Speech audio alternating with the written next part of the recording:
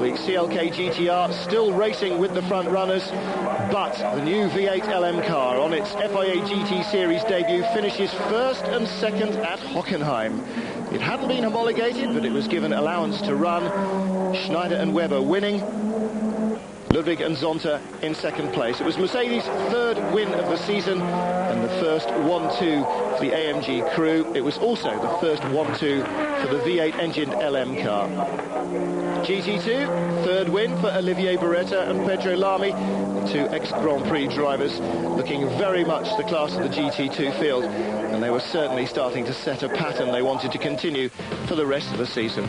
So here's the result then. Panos a good third, another podium position for them. Gunon and Thiemann fourth in the Person Motorsport car. Thomas Bashir and Jeff Lees outclassed in terms of speed, but reliability got them fifth and points ahead of McNish and Dalmas. Schneider-Webber leading the championship now from Ludwig Zonta and their Mercedes teammates Thiemann and Gunon in third. GT2 Beretta Lamy and Wendlinger Donninghue. Chrysler Viper 1-2 ahead of Bruno Eichmann and Sascha Maassen, the best of the Rook Porsches. The 911 GT2 teams following along behind them. And the championship being led by, no surprise, the Viper drivers.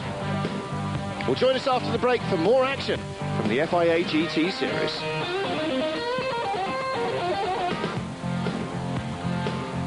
The FIA GT Championship at the tiny circuit of Dijon-Prenois in the heart of France. Hard to believe that just a decade beforehand this had been a full Formula One circuit.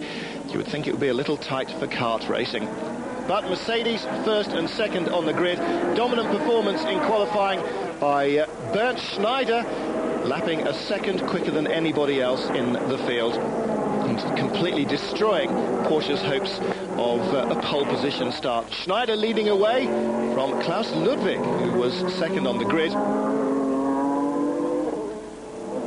And 50 minutes after the start, the race leader lapping the number 8 Porsche, Uwe Altzen, had started third in qualifying. Some indication of the dominance of the car. Panos also falling to the race leader. Bernd Schneider really in scintillating form, brimful of confidence, and the hot, tight, slippery Dijon circuit, and just decimating the opposition. Zack-Speed Porsche also having no answer to the speed of Schneider and Webber.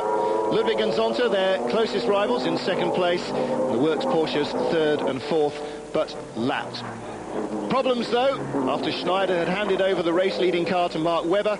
A puncture at the back of the car pitched him into the barriers, and it heavily damaged the back of the car. You can see him limping around here. That left rear puncture was the cause of all the problems. Webber doing a good job to get the car back to the pits. That handed the lead to the number 2 machine. Klaus Ludwig and Ricardo Zonta had started in second place. Now they led by a lap from Dalmas McNish.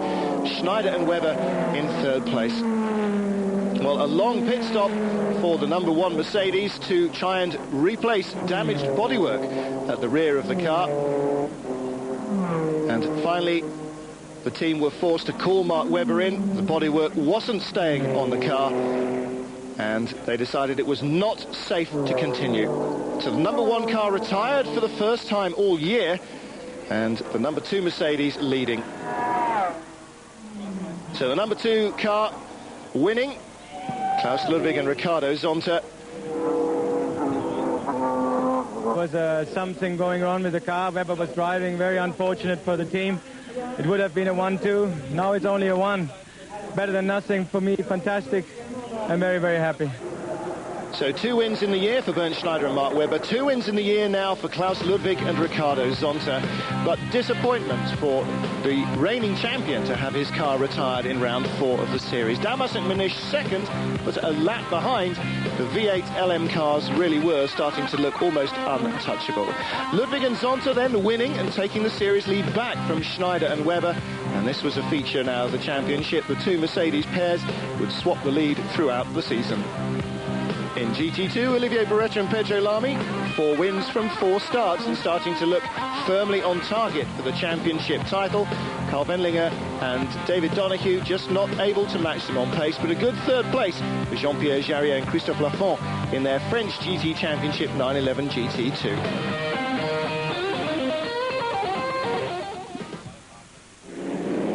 Another Grand Prix circuit, but a current one this time for round 5 of the championship, the Hungaroring at Budapest. Well, qualifying had seen Mercedes first and second, Schneider and Ludwig first and second on the grid from Dalmas and Wallach. Bob Wallach stepping into the number 8 Porsche, but a big crash into the first corner as the person car gets it completely wrong and takes out the middle of the field. And once more it's the unlucky number 66 Conrad and Ham car that is one of those involved. The McLaren also involved. Thomas Boucher had been on honeymoon at Dijon, didn't race there, and the first race back in the championship, he was immediately out. Well, the race red flagged and stopped before the end of the first lap, so they would go and do it again. Look at the crash as the person car on the right of the screen gets over into the pit lane onto the loose. The Boucher-Mailander car spinning, hitting the McLaren, and half the field being caught out, not quite able to avoid them. Heavily damaged number 66 car. So away they go again. Well, the leading lights have managed to avoid that trouble, so once more Porsche versus Mercedes with the Panos and the Zaxby cars in there as well. Chrysler Vipers chasing Koreuser, pole position for him on the Hungaroring circuit, his first pole position of the year after a very impressive qualifying, but he was given a stop and go penalty for refueling just too late before the pits closed after the restart, and his race lead was thrown away. So Koreuser probably fairly upset, rejoining to try and do something in GT2. Meanwhile, the number 1 car, Bernd Schneider, watching his teammate Mark Webber leading the race after he'd taken over. The number 8 Mercedes in second place, and the Porsches chasing them. The 2 works cars just left with themselves to battle. The Panos in third place early on, but Wallach and Muller and Dalmas and Magnish third and fourth at this stage as the Panos came in to pit from 5th position. Sudden drama around the car and an explosive flash fire. Eric Bernard and David Brabham and the rest of the team escaping without injury. Brabham blown away from the car by the explosion of fuel, and Bernard, despite worries that he may have suffered facial damage there, actually it was just the brightness of the explosion that affected his eyes for a moment. Well, Olivier Beretta and Pedro Lamy stopping from the lead of GT1 and losing first place there. The 52 car going out with a differential failure, and that meant that Rook Porsche would win GT2 for the first time in the year. Sascha Marson and Bruno Eichmann leading in the 57 car from the 51 Viper, and Marcos and the number 16 Harbour car. But no doubting who was going to win this race. Bernd Schneider, watching from the pit wall as teammate Mark Webber brought the number 1 car back into the winner's circle for the 3rd time of the year. Mercedes number 2 finishing in second place. The Rook Porsche winning GT2 right behind him. The team did a remarkable job. I think we were on the right strategy to change tires after every stint. I think Porsche got that wrong because the car has a lot of potential in the meantime, and I think you could see in terms of quickest lap times they're really close. But I think the problem was not to have had a tire change at every race. But it's getting closer, and I think that was great motorsport today. Well, great motorsport also for the Rook Porsche team at Bruno Eichmann and Sascha Marson winning GT2. The only race the Vipers didn't win in GT2. Oops, given the game away there. So Schneider and Webber from Ludwig and Zonta, and Schneider and Webber in charge of the championship with that 3rd win of the series from them, ahead of Dalmas and McNish. Ludwig and Zonta, well, 1 point ahead of Schneider and Webber. Schneider and Webber now starting to fight back and on a roll. Marcel Thiam and Jean-Marc Gounod, Bernard Brabham and the rest left trailing in their wake. So Beretta and Lamy failing to win for the first and only time that a Chrysler Viper didn't win during the year. But Beretta and Lami's run of successes, 4 out of 4, stopped at the Hungaroring. Still the championship leaders, though, from teammates Carl Wendlinger and David Donoghue, but Eichmann and Mussen doing themselves some favours there, third in the series. So on to round 6, Suzuka in Japan, and after the 500-kilometre races that had started the series, the first and only, indeed, 1,000-kilometre race. Track temperature, 41 degrees centigrade. Onboard cockpit temperatures rumoured to be around 60 degrees. Absolutely astonishing heat in Suzuka. And the Mercedes teams starting with just 2 drivers in their cars, but everybody else bulking up with a third driver for this long-distance enduro. Well, Mercedes first and second, it didn't seem to matter what the circuit, they were very much the dominant force, but this time Alan McNish was giving chase, very competitive indeed in the Porsche. Gets ahead of Ricardo Zonta in traffic to go up into second place, and well on the pace of the race leaders Bernd Schneider and Mark Webber, with Stefan Ortelli in the car, but McNish getting caught out as Zonta misjudges it under braking and thumps him off the track. Well, bad enough that McNish was dropped out of the race, but he was left there for an extra lap in the gravel as well.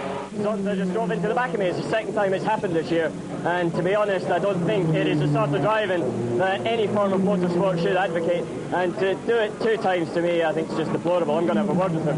You think the race is lost for you now? Oh yeah, because of one stupid manoeuvre 6 laps into a 171 lap race. Personally, I don't think that's the intelligence of a driver looking to get to Formula 1. Well, Ricardo Zonta pulled out of the gravel traps first, as Alan McNish was left to sweat it out for another 2 laps before the marshals got to him. Came in for a stop-and-go penalty, but he was still in the race. McNish, as you could clearly see from that interview, less than chuffed with Zonta's judgment. Well, again, we saw another great GT2 battle, the front-engine cars fighting it out. The V10 Chrysler engine Vipers and the V8 Chevrolet-engined Marcos. Korreuser and Harold Beck have been joined by Christian Van from the British GT series for the first time all year, and that was a trio that would continue throughout the series. Well, Beretta and Lamy joined by Dominique Dupuis from the French GT series, and Wendlinger being joined in his car by Justin Bell, the reigning GT2 champion, and Hiro Matsuda. The Panos battling away at the front of the field, so too the second works Porsche of Altzen and Muller, but being dropped behind by the race leaders, Bernd Schneider, here seen handing over to Mark Webber. In second place, the number 2 Mercedes, despite its early problems, Klaus Ludwig and Ricardo Zonta. But Schneider, perhaps the fittest of all drivers in this series, even he finding trouble in the heat. Marcos losing a window. Might have slowed them marginally in terms of outright pace, but at least it would allow a little bit of cool air, or cooler air in, as the evening started to cool down. The Altzen and Muller car rejoining, having been rescued by the marshals and having gone off track there. But once more, Mercedes first and second. The number 7 Porsche, Dalmas, McNish and Ortelli in third place, ahead of Bouchou and Mailänder. The person cars, like the AMG Works Mercedes, sticking with their original 2-driver lineup. Lights on as the 1,000-kilometre enduro continues into the night-time hours. And the number 1 machine running as reliably as a Swiss watch to win the only 1,000-kilometre race of the series, to go with their 3 wins so far from 5 previous starts. It's very hard, especially after the disappointment in Le Mans. We could show that we're in a good shape, and we were just unlucky there. You led from the start, it looked like you had no problems. Yeah, I would say the race could